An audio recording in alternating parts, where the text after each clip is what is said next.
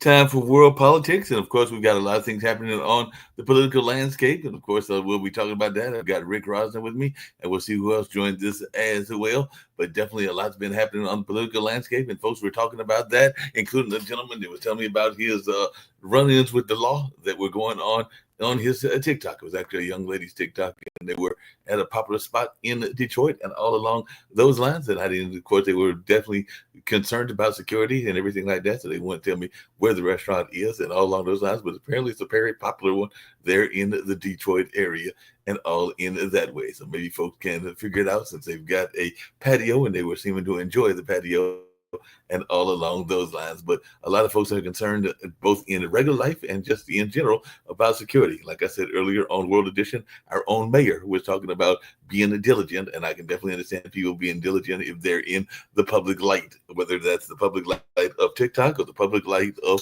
politics and all along those lines. And of course, people are still talking about what's going on with Kyiv, and Russia pummeled Kyiv with drones and missiles, killing at least 15. So that's one thing that's on the political landscape. And definitely, as we said earlier this morning, at least 15 Palestinians were killed while waiting for aid trucks in Gaza. And that's definitely something that's going on as well. And the MPs voted to end prosecution for late term abortion in England and Wales. So MPs are to vote to decriminalize abortion in a step forward for reproductive rights. So while we've had the opposite happening here in North America, it looks like they're actually going to decriminalize abortions for women in England and Wales. So who knows? Some of our ladies may be winding up going to the UK to get their abortions and everything like that, because different parts of the world have different views on that particular contentious issue and all along those lines. And Trump is still saying that he's working on something much bigger than a ceasefire. And he even said that a few minutes ago, according to the New York Times. And Israel definitely said he killed a top Iranian general, as Trump wants people to flee the Iranian capital. So definitely there's a lot of tensions going on in the world, whether it's in Ukraine or in other parts of the world, such as Israel. And definitely there are conflicts going on in Africa and Asia and a number of other places. As Russia hits Ukraine, Zelensky's G7 arrival is overshadowed by Trump's exit. So who knows, maybe they're going to have a conversation, but since Trump has left, that conversation will not be happening, and all along those lines. And apparently the Arab world thinks differently about this Iran war. And so definitely a lot of folks are talking about that, as Israelis are even reeling from Iranian barrages, and that they're bracing for a new kind of war. So taking on Israel's greatest foe has banished Netanyahu's political troubles in an instant. So Israel opposition leaders rallies behind Iran operation after months of criticizing Netanyahu. So as we often know, a war can oftentimes bring folks that are in different parts of the political landscape into a kind of unity around the efforts. And that seems to be what's going on in that space. And Europe is saying it will never return to Russian gas. That's what the European Commission is insistent. And after 3 years of full-scale war in Ukraine, Europe finally lays out roadmaps to detox from Russian gas and everything like that. And the miscalculation by the Spanish power grid operator REE contributed to the massive blackout that they had not that long ago. So the cause of the massive power cut that plunged Spain and Portugal into chaos was revealed. And the Spain's government is blaming that huge blackout on grid regulator and private firms. So the full-scale power failure that shut down the Iberian Peninsula had no single cause, but was not a cyber attack, Spain says, as it happened. So there's definitely a lot going on in that space as well. And Donald Trump ribbed as Vladimir Putin's PR guy after G7 wine. So at G7, Trump renews embrace of Putin amid a rift with the allies. And at G7, Trump makes false claims about Trudeau and Ukraine and immigration. And he mused about turning the G7 back into the G8 or even the G9 with China. So he's talking about this notion of having both Russia and China in there. And I know earlier today I was talking with Sasha, and I've got him with me, and I've also got Rick Rosner. And I think you were saying that maybe they need to have it as the G11 and maybe even add North Korea. And I forgot who the other one was. Oh, Iran as well. So who knows how many we're going to have in this G organization. But right now, Trump is no longer there. He's not in your home country of Canada and all along those lines. So definitely, Zelensky, I think, is in your home country, and native country now, because your home country is definitely Ukraine and everything like that. So, what's your take on this notion of Zelensky being at the G7, and what? Tell me again what the expansion should be, or maybe not be, and everything like that. So, how are you doing today? I think that Trump is already a little bit late to the party. The thing is that China is not waiting for invitation to G7 or G8 or G11 or so on. China is creating a new association of countries. The latest, what I heard, is that the association of 20 countries, including Singapore, Malaysia, many Asian countries, Latin American countries, and so on, and they create a free trade association. And there will not be a place for United States in this new association. So essentially, Trump is the president who pushes United States absolutely out of the family of nations with this. See, what his strategy is, he wants to make other countries paying for the privilege to trade with United States. So countries can trade as much as they want among each other, but if they want to sell something to United States, oh, now they have to pay 50% tariffs, 100% tariffs, 145 maybe, or so on. And you know what? I don't think that it will work. It's just incredible situation where he harms United States, its business, its economy, its finances, and the damage will be felt. I think in the next month inflation report, we will see already impact of the taxes, which hasn't been seen so far, because it's always like, for example, today was already a situation where we saw the latest financial report, but even that latest information still doesn't include the tariffs and so on. But next month it will. And you have to brace actually what's happened as a result of it. Although yesterday there will be a decision of on interest rates, which probably will be unchanged, most likely, but it's very uncertain times. The his fixation on Putin, bringing him to G7 or make it G8 and so on. He's now trying to bring Putin to help him negotiate with Iran. Why does he need Putin when there is an Israel? Israel is doing more than ever to bring Iran to its knees and cancel this nuclear war. In fact, Israel doesn't need United States for that. Because all this nonsense talk about these super powerful bombs that they can penetrate and kill this nuclear reactor, it's a nonsense. It's a story for children, because this is on a depth of 200 to 250 meters of the impenetrable bunkers, which are reinforced by humans. So these bombs are helpless against this. They are not needed. It's just a ploy to say, oh, maybe it's there is a benefit for Israel to get the United States involved anyway. Could be, but not because of that bomb. That bomb will do nothing. It cannot penetrate it. Okay, I'm done. So, this morning, or actually 20 hours ago, President Xi Jinping of China posted this on Twitter. 100 years ago, the British Empire dominated global commerce, commanding more than 20% of the world's wealth.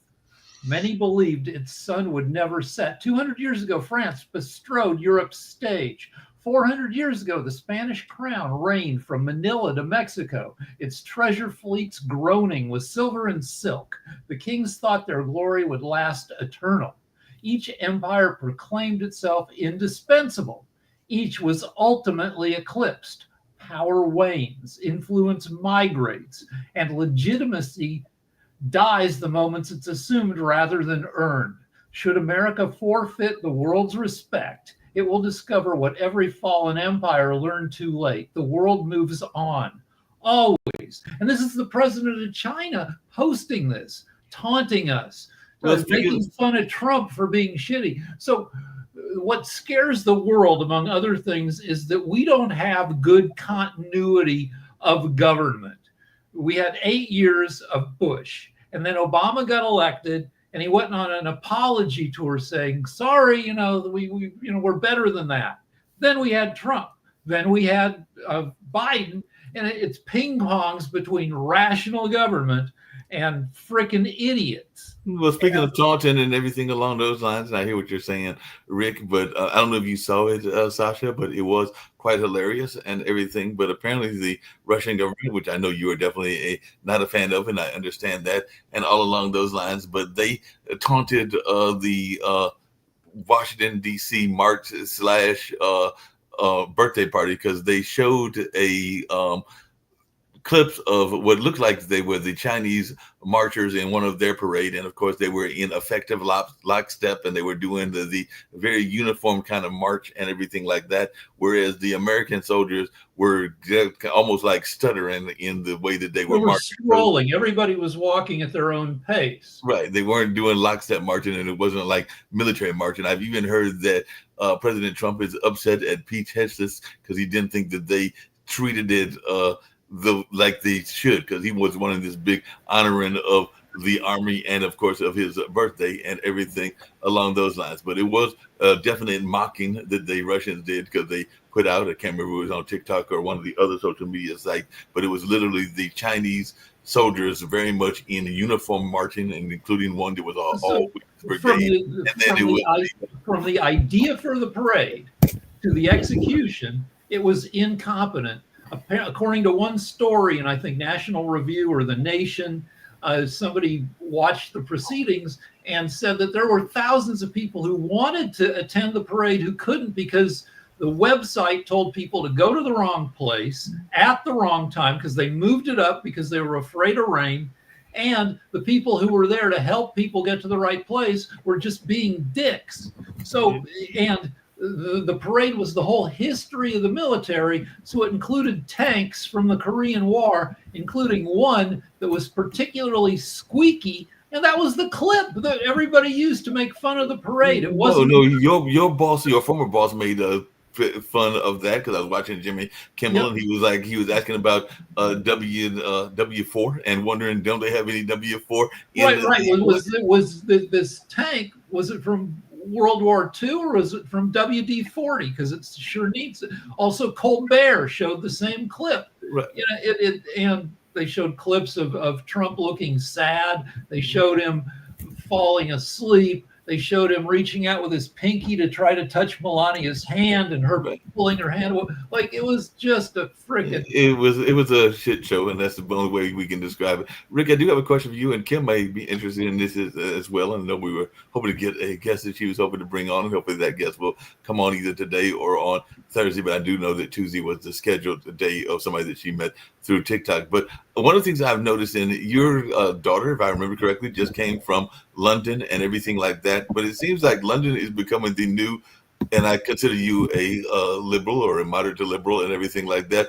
But it seems like they're becoming the new liberal bastion, because like I said, maybe some of our people that need to have abortions are going to go to the UK and Wales, because they just passed a law that is actually making it easier to get abortions in that area. And they also just recently appointed, and I know that one of our past guest said that sometimes we make too big of a deal if there is a minority appointee or a woman appointee, but I think that she is one of the first spy chiefs, and maybe women are better at being spies, that is running an agency, and that's in the UK as well. So what is that? In the James Bond movies, the last half dozen James Bond movies, a woman has been, Judi Dench was running MI6. So yeah, but okay, there's a thing on the internet called the Overton window, which is the window of acceptable opinions. Like that you can go on here and say something and people won't think you're crazy or an asshole.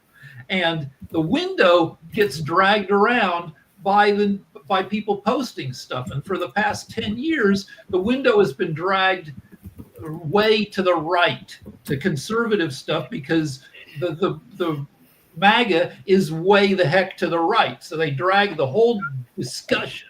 So in England, you said that, it's becoming a liberal, bastion. But they've got Starmer, who's the PM, the Prime Minister, Right. and he is Labour. And Labour is the Liberal Party, but he's extremely conservative for a Labour guy, because the whole discussion has been dragged to the right by the rightward drift of everybody, helped by Russia. Russia, sends out propaganda, making people, but like, for instance, he is pretty anti-immigration, which is not a liberal stance. That's not a liberal thing and anything. Kim, I did have a question for you, and this is based partially on Pod TV, and maybe Sasha and Rick have got thoughts around this as well. As I was saying, before I came on here, I was on TikTok, because I said I will sometimes go on there. I've not been on there for a few days and everything along those lines, but there were a number of women, because of what has happened at Coney Island some time back, as well as other people, that were being very I will say coy about where they were at, because they were at an outside place where they were recording from, but they didn't want to necessarily let you know where they were at, because they were concerned about their security. And here on Pod TV, we got everybody telling where we're at. Everybody knows that Rick's in LA. Everybody knows that Sasha's in Canada. Everybody knows that I'm here in Durham, and that you're in the Triangle area and everything. Do we ever have any concerns about there being this security element? Because that's what these women on TikTok were saying, was that they were hearing a lot of conversation in TikTok because they were concerned about theirs. I know that a lot of people here on the network have weapons of their own, and if you come into the wrong house, you might not get out of the wrong house. And I'll just leave it that way, and everything along those lines. But I was just wondering, how concerned are you as a network founder that pretty much everybody knows everybody on this network, if not their exact location, their cities where they are from, and everything like that? Well, I don't think I caught the question. But one of the things we just need to be a little more awake right now, and we need to be aware of what we're doing. One of my concerns is, and I guess I might go open up my own phone company again. I mean, I did it. I had licenses in almost all the states and agreements with majority of the big telephone companies. I think that, Trump is now running a telephone company. How scary is that? I mean, how many of you want a Trump T-phone? But anyway, the reason why I came in tonight is the comptroller who was just arrested in New York. Have y'all discussed that? No, not yet. What is going on there? This is okay. First, you have assassination of Democrat senators. You have this happening. There's a lot of turmoil. And to me, I think all of this is being used to spread fear in anyone who opposes Trump, his gnome, and his minions. Yeah, that's kind of what was happened. This guy's running for mayor, and he said ICE was ICE likes to show up in some courthouses, and when somebody's there for a run-of-the-mill immigration hearing, that you got to check in sometimes or go to court to show that you're making, you're complying with immigration policy. And ICE is grabbing people, people who are trying to follow the rules and deporting them. And so this guy, this mayoral candidate comptroller, says, "Do you have a warrant for this guy?" And he got arrested. Yeah, and that's what people are concerned about. I mean, and he didn't do anything wrong. If you watch the video, he wasn't hitting anybody. He was, it was very crowded, and he was being pushed, and he was trying to, walk, but he was being pushed and pushed and pushed. And to me, this is just uncalled for. This whole intimidation, political warfare on anyone who opposes Trump, his gnome, and his minions. I just think that we need to unite, and not just unite in each individual city, but we need to unite and go to the White House and tell them, no, this is not what you are to do. You work for us. We are not to be afraid of you. But to sit there and listen to that video of him, talking about how, he thinks that he needs to snap his fingers and we all adhere to his wishes and we need to fear that. You know what? People have forgotten the government is there for us. They are to work for us. And we need to flip that switch. So on Twitter, I asked, how is this not Germany in 1933?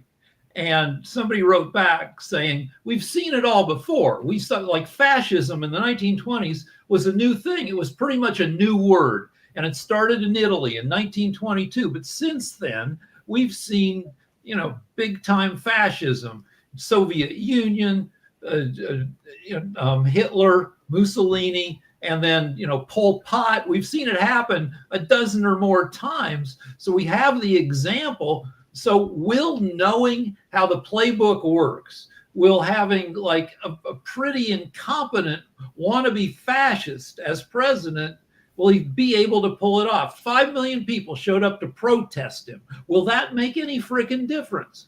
Well, Nick says it won't make any difference. If you notice, that means there was 325 million who decided not to show up. Right. You got to look at it different ways. And in terms of all this government works for you stuff, I have to fight these guys all the time. They're leftovers from the Biden administration. And you go tell the PBGC they work for us. Good luck. Good luck. They've been super funded with funds to go after individuals. And, what you're getting is basically a whiplash from what Trump went through. He's callous now because Biden weaponized the judicial department against him. So after a while, you start understanding the other position, I just don't see it. This is kind of like the way it is. And if somebody here wants to go in front of a pension benefit guarantee corporation and say, look, you guys work for us, good luck. Okay, they will hear you not, and they will destroy you amply. So you're just getting the other side of it. But I'm saying I got the Democratic side of it for years. So it works both ways. This is not a one-way street. But Nick, is it strictly a like you said, it's not a one-way street? Because even here in North Carolina, where I'm based at, and I know that you were based here a while back, and Kim is still here and everything like that. As I recall, isn't this a no-fault state where literally somebody can fire somebody and not really have a reason for firing them other than they just don't want them that particular day and everything like that? So that's neither Democratic or Republican. It's just the way that this particular state works, and we're not the only state like that. Put that law into place when he did the midnight law and the potty law. He kind of did 2 or 3 other laws, and one of them is that you could fire anyone for their gender choice, and that you can fire them for any reason. So McCrappy kind of did that for our state. Thank you. Your employee at will, which is what. All right. So I have a question for Mark, for Kim, for Nick, and also for Sasha. How do we get more viewers? So Pod TV, it's like we say we have a lot of discussions. We have some good points are made. We also say a lot of nonsense, but we don't say more nonsense than you find on any other channel, not on CNN, Fox, MSNBC. Joe Rogan averages 11 million viewers per podcast. Caller Daddy averages 5 million. I think we're in the thousands on a good day. And our product, maybe not quite as good as some, but it's still pretty freaking. It's not 1/1000th as good. It's it's you have good. Nick and I are going to be working on that. We're working on some promotional means. I think one of the ways is getting more push into other. Oh, Nick disappeared on me. More push on some of the other platforms. But they're pushing back on us right now because now Fox and some of the other networks are filming on those other networks. And when we're filming content like this, I think it interferes with theirs. But I believe our content is better. It's more honest. We have shows that people are, real people, real stories, Real discussions real and everything. journalism, like Sasha, who does the investment shows, and the Russia show, which I watched part of today. Rick, you've got a fabulous talk show. So, I mean, I think it's just a matter of we just need it. But hear me out on this. I've had people contact me and ask me, why do we keep doing this? And I said, because I believe in us, right? I believe in our stories, our real people, real stories. And they asked me, well, why do you keep doing this? Because you're not making any money. And I said, again, I did this because I wanted to get back to truth and journalism. And sometimes, you know what? It's kind of like everybody goes, well, you're not known by anybody. And I go, well, Brad Pitt wasn't known by anybody. He just kept going. So Denzel Washington, same thing. Sometimes you just got to keep going, and eventually people will notice. Okay, well, but Nick and I are not going to give up. We're not quitting. One thing is, you get 50% more content with us because we don't have ads. You get a solid hour compared to 40% on CNN. Fox, and I we're think, not is brainwashing. We're not brainwashing. We're Well, not the other thing brainwashing people with Sasha, ads. I know Sasha had a point as well and everything like that. But one of the things that happened when I was watching the young ladies on TikTok, and there was a couple of young ladies that were moderating. Well, one is Sarah Show, and then the other one was moderating. She decided to smoke, and it wasn't a cigarette that she was smoking. And they did put a notice out there because I told her about the words and that you faced in TikTok and well, and they did put a notice that basically said that if somebody decides to use this substance, it could cause harm to their life and everything like that and everything. And then they didn't stop the conversations. They let her keep the conversation going, but they did put out that warning. Who knows, they might eventually mute her and everything like that. So, and I just wondering, as some of the ones that are supposedly liberal, are they also getting more intense in the way that they are having these conversations and some of their rules and everything along those lines? I know you brought that up, and like I said, she brought it up because she was kind of sad if she was even going to smoke that particular substance, but she was out in public and she can do what she wants to in that particular area out in public. Kim, any thoughts around? Well, so they restrict the limitations and restrictions and bans are getting ridiculous. TikTok just took us down again. And I've appealed it, and they won't say why. What are we doing that TikTok doesn't like? They said that they use every excuse. They'll say this isn't your original content, and I go, yes, it is. And then they come back and say, well, you're not going by our guidelines. Yes, I am. I have a video of me running live there, and anyone can talk to me anytime, and I talk to people, but they don't want our content that's now but I'm going to go back I'm not going to LA this weekend or for next week. I'll be home, and I'm going to sit down, and I'm going to focus my energy on getting some things done, including hopefully the platform that I've been working on, because these platforms, everyone I talk to, they're sick and tired of it. They're tired of being told they can't say the word killed or murdered or woman or abortion. They can't say any of these words. If they do, they're taken down.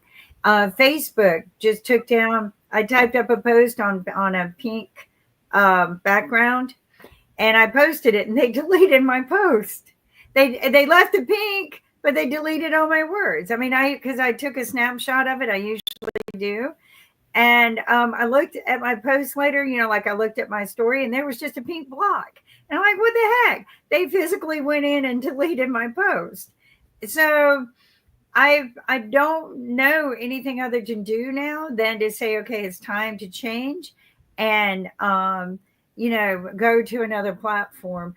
Do we need bikini dancers? Like TikTok loves when people, dance, and they're so I'm okay with adding like a bikini dancing segment to Naked You got at Night. a nude show that, what, I will tell you this, Rick. I streamed you just like I'm streaming us those 4 hours that night.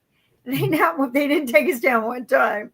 No, and we Naked at Night, they didn't take us down one time, not at all. So, yeah.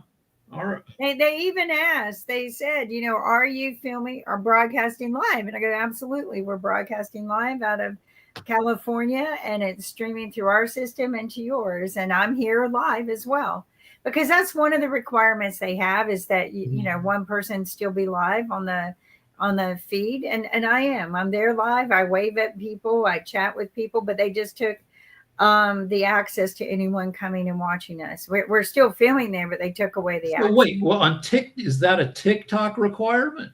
That the initial little clip that you make has to go out live, and then I guess it becomes part of the collection on tape. Right. And so everything you do has to be live, right? It's a live feed. And so they want live. So first and foremost, you have to have a picture of yourself or a video, a camera of yourself going live. You can't just have a picture of yourself. It has to be a live video. And that is there at all times. So my head is there. My head is moving around. I'm chatting with people and stuff like that. But then they want not just that, your whatever feed you're doing cannot be a post-production. It has to be a live production, which I catch people doing post-productions all the time and they never take them down. But the requirement is a live production with your head there being live at all times. I don't know how much more live I can get. I'm live here. All right. So yeah, I mean, that's the reason too why I popped in. Oh God. Okay. Mark left. I wish Sasha would come back. I would like to. I think we should need to take it back to politics. Probably. I think he got we can take it back to politics, but he also said he had something going on. And I did hear his wife in the background. Is that, my concern with what's going on is the intimidation tactics that they're using by killing people now. I mean, this has got to stop. It's really got to stop. Well, it's the term that it's too big a term, but it's stochastic terrorism.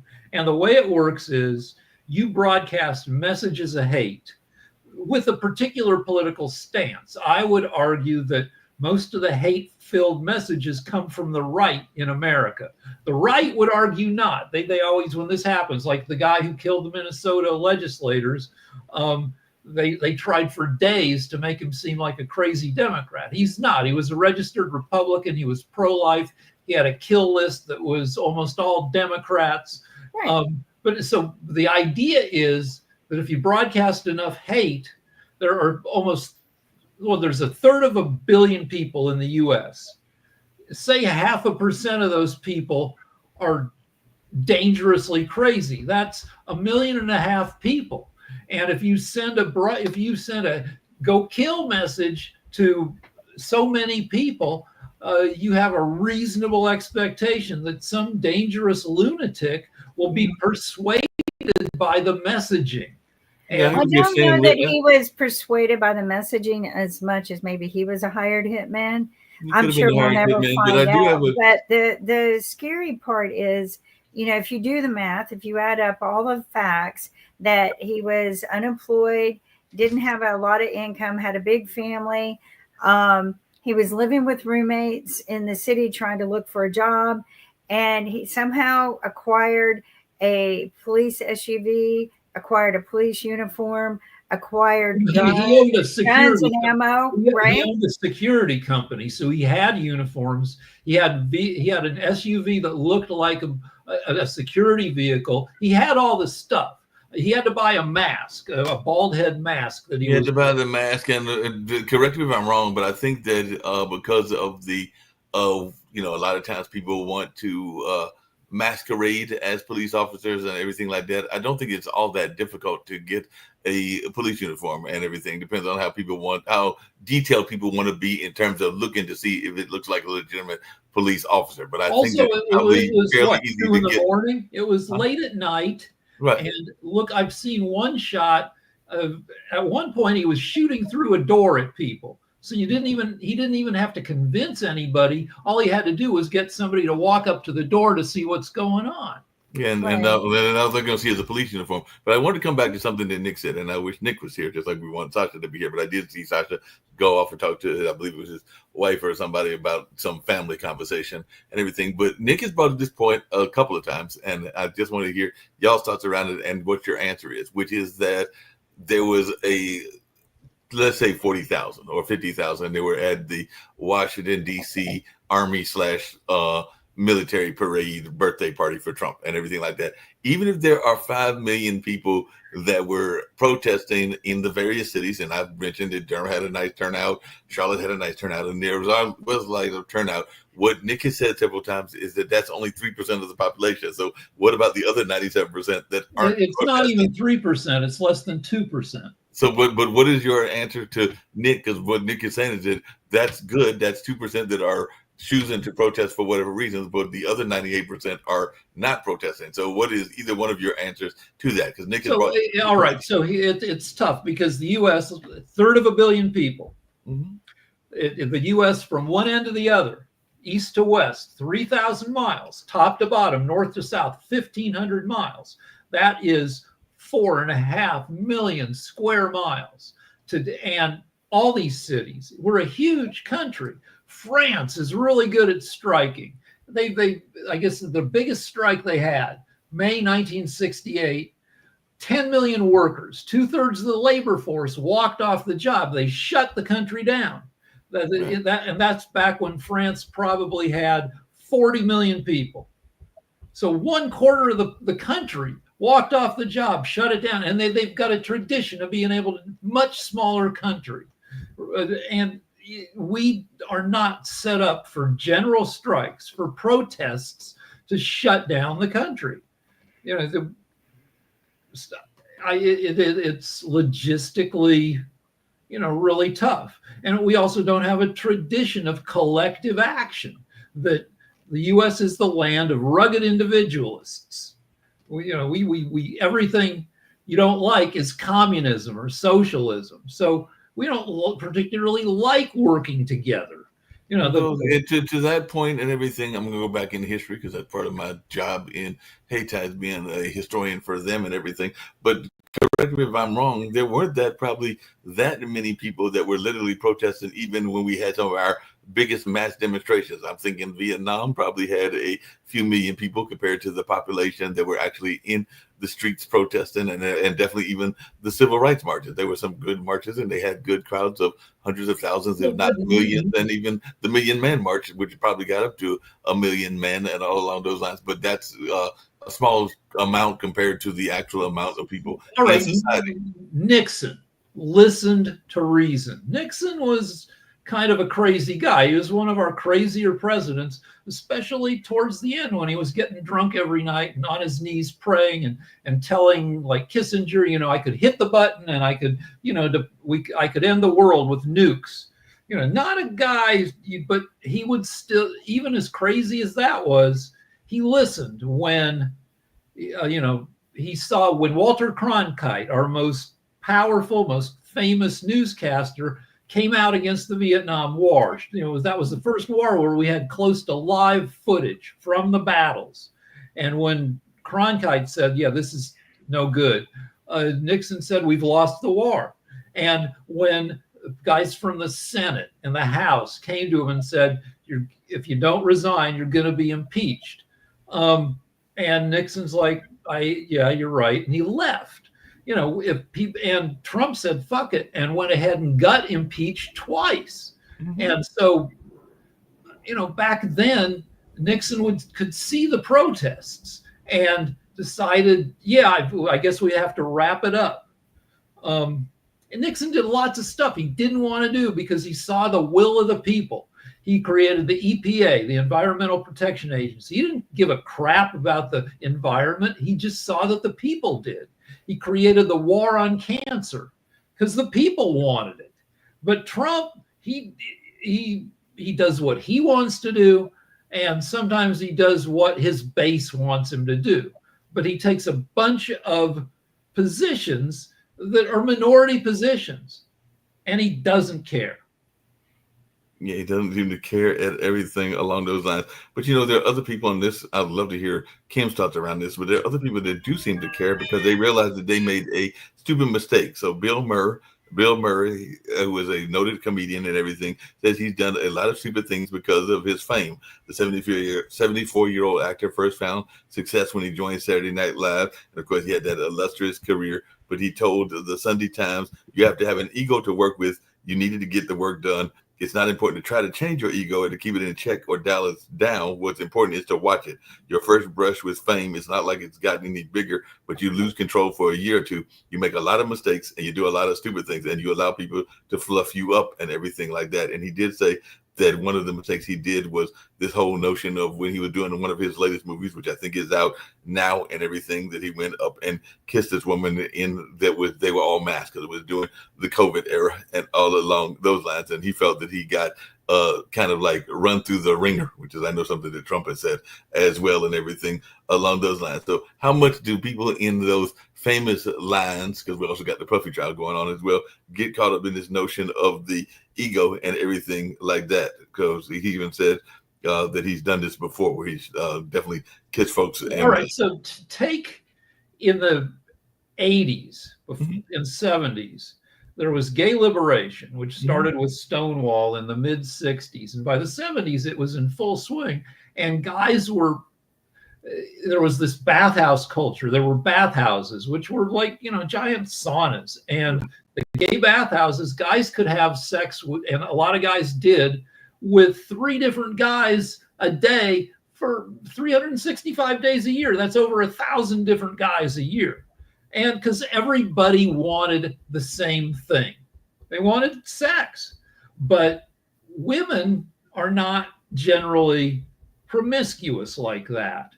And there are very few straight guys who can get laid with a new woman whenever they want. Wilt Chamberlain said he slept with 20,000 women, right? It was Wilt Chamberlain. And the math is wrong. There's no frickin' way. But he probably did have a ton of sexual opportunities. Elvis probably had a ton of opportunities, though he was a pretty nice guy, and he generally didn't take advantage. But one of the things I think that would screw you up is when you get famous, you find that you have more sexual opportunities than you would otherwise. And that's basically what Bill Murray said. But it's still a minority of women. It's not like you can just walk up to it. So what happens is, like Bill Murray, he's an okay looking guy, but not super beautiful. He was 24, I guess, when he got famous. So up to that point, he probably had to work a little bit to get laid. And then he probably started getting laid more on the regular. And he maybe made the mistake of thinking, well, everybody likes me. I can just go up. It's the Trump mistake. You can grow up and grab pussies because you're a star and they let you do it. No, they don't. Maybe like one woman in 20 might like giggle and like not be entirely creeped out. But I'm sure, and I've seen, like famous people like strike out like regular people, which is the case. Like you can be a movie star and you can be in a bar on Hollywood Boulevard. I don't know why you'd want it, because Hollywood Boulevard sucks. Yeah, Hollywood Boulevard sucks. But just really quickly, because I do want to hear Kim's thoughts about this, because she's got caught up in what he's mentioned as well, not so much the abuse part of it. But Bill explained that while wearing a mask, he gave an unnamed female crew member who was also masked a kiss. It wasn't like I touched her, but it was just I gave her a kiss to a mask. He added, and she wasn't a stranger, and he said the two were having lunch multiple times a week before the incident. Bill, who described himself feeling barbecued in the aftermath of the complaint against him, described interventions by HR and subsequent arbitration that he felt were prejudice against him. It turned out they were pre-existing conditions and all this kind of stuff. I'm like, what? How is anyone supposed to know anything like that? There was no conversation. There was nothing. There was no peacemaking, nothing. It went to this lunatic arbitration, which if anyone else ever suggests you go to arbitration, don't do it. Never, ever do it, because you think it's justice and it isn't, he continued. And so definitely he's lambasting this notion of arbitration. So I just wanted your thought, because I know you've had to deal with arbitration as well, and you're not always the biggest fan of arbitration, Kim. So what is your thought around this notion of arbitration to settle matters? Because he's basically saying that, one, he didn't know the rules, and two, that if you ever have to go to arbitration, don't do it, because they're out to get you. You're on mute. You're muted. So we deal with this all the time on Irene's show, Timeshares, Solutions or Surrender. And one of the things that the timeshares do is they kind of own the arbitration industry. So all of their contracts, if you think about this, millions and millions and millions of contracts for many years, are signed under arbitration law. So no matter what you do, odds are you're not going to get a court hearing, which would give you a better opportunity to win if you had a court hearing, because the arbitrationists, I hate saying it, but it's just an independent way to get justice. Now, again, it depends on who the contract is with. I've done arbitration contracts just independently between me and other people, and when things have gone awry, we've gone to arbitration. They've been settled very amicably, actually. So, but I don't like the big corporations owning the rights to arbitration over your contract before you even find out whether you have a right to sue. To me, that should be illegal. There is a law phrase that says that nobody can hold you from having a right to sue before you find out you have a right to sue. I mean, it sounds repetitive, but it's true. And so it just depends on what the contract is and who got it. If someone took me to arbitration just out of free will, I probably would look at the case and then probably take it to court, because your odds for winning in court for majority of the cases are in your, are better. So that makes sense. So I got a question for Sasha. I think Rick had a question for Sasha. On a different subject, Sasha, you pay close attention to the AI sector. And in the last couple months, it seems like AI is even more of a juggernaut, where, Mission Impossible 8 didn't do great, but it's about AI trying to take over the world, which is, a kind of a cliche. But there's another movie which has the same plot, Mountainhead, on Netflix, where AI tries to destroy the world by releasing just a ton of fake news, making people hate it. How are you feeling about AI now versus, 6 months ago? Well, I feel that AI is getting prominence by juggernaut. It's really becoming very, very big. And, if you can't fight it, you join it. And I think it's impossible to fight, because except that it's so big that nobody really owns or controls it. So it's in hands of a few giant companies, and people have to be very careful about how they perceive and how they use AI and what to do with that. But it's there. You cannot deny it, and you cannot fight it. It's quite possible.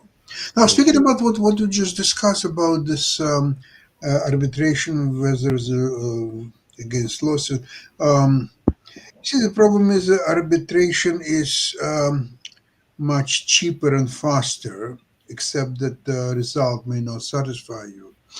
With the lawsuit, see, that things like timeshare, what people invest in timeshare, what, $2,000-$3,000, maybe a little bit less or a little bit more, it's not enough amount to justify filing the lawsuit and spending at least $25,000 or more to get anywhere. So to defend your $2,000-$3,000 investment, you have to put on the line $25,000. It's just the economy, the metrics, it just is not there. It's just not justifiable. So I really don't know what is the solution there. Now, arbitration has its own problems, as you presented it, and I agree with that too. So in my opinion, it's like buyer beware. So whenever you're buying timeshare, you know that you put your money on the line. You have to be prepared to lose it all. There are no laws, no protections. It's like so really losing situation. Yeah, you are on your own. If you're famous or powerful, any relationship is like buyer beware. This just popped up. Tyler Perry, the entertainment billionaire out of Atlanta, is being sued for more than $250 million by one of the actors who worked for him. One of the stars of his show, saying that Tyler Perry repeated sustained advances And if you go along with it, you're great. And if you turn it down, there's going to be retaliation. So that's definitely something going on. Speaking of things that popped up and everything like that, there's a job that has always been very stereotypical for being kind of where the psychos come from and everything along those lines, and that is the postman. There have even been movies about that. I think it's like the postman. What the one I'm thinking about, the postman killed twice or something like that. But there definitely been, huh? But yeah, that's something like that. And apparently in London, there's been a case of that because an evil killer has admitted murdering and decapitating his 21-year-old girlfriend before texting her mother pretending to be her. So Ethan Methvevin killed Phoenix Spencer Horn at their home in the East Kilbride, Lanarkshire last November, and the 27-year-old postman later dialed 999 himself, texting he had a drug-induced blackout and could not remember what he had done, but it emerged that he had also mutilated her body and pretended to be her mother while she was still alive, while trolling the internet for porn for hours. So not only did he kill her, but then he sat there and looked at a bunch of porn. Right, but that's not because he was a postman. The deal is, I think the U.S. probably has 1 million postal workers. So somebody's going to go crazy out of 1 million people. It's not because they work at the post office. It's because more than 1 in 1 million people go crazy. And this was actually in London. This was actually in London, and his own lawyer said those close to Miss Spencer Horn will regard him as the personification of evil. So apparently he's seen as now the personification. The U.S. has about 1 million porn models on OnlyFans. I bet you if you Googled it, you'd find out that an OnlyFans porn model went crazy and killed somebody. You have 1 million people, somebody's going to do something bad. That is very true, but it's all of that nature of people being safe, because that's what I mentioned when I said the thing about what happened at Coney Island, because apparently that person had found them and then trolled them, is what I learned earlier on today on TikTok. So they trolled them and then found where they were going at TikTok, off of TikTok, found them on Coney Island, and I think stabbed them several times and killed them and all along those lines. Well, so people have always been crazy and stabby and murdery. Just at a lower rate. When the U.S. in World War II, the U.S. had less than half the people it has now. So you'd think that probably you'd have fewer than half of the cases than you have now statistically. Also, you only had newspapers, and newspapers only had a certain amount of room, so you didn't hear about most of this stuff. But it was still going on.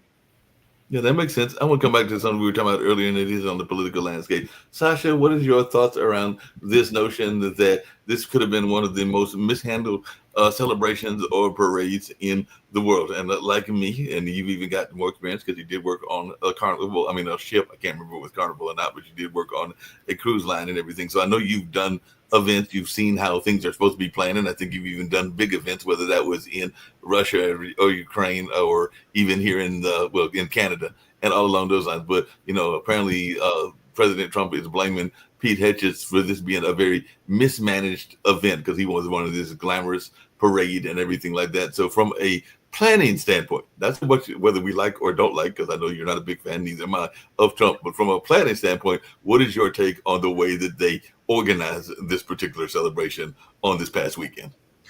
Mark, I think we already have quite a few days after this parade. And I think that all the Jews is already got out of it. There's no point to discuss this stupid event, which was unprepared, obviously, in which ran. So it's just a non-event. But I would like to ask you this. You just discussed some kind of a lawsuit. You discussed some kind of porno girls. You discuss all kinds of things on the show, which is being presented as the world politics. And everybody agreed with that. Of course, I was not present most of the shows, but Rick, you were, and Kim, and you were participating in this. This is one of the reasons what we discussed earlier, why there are no subscribers to this network. That's exactly that, because you cannot focus on the theme.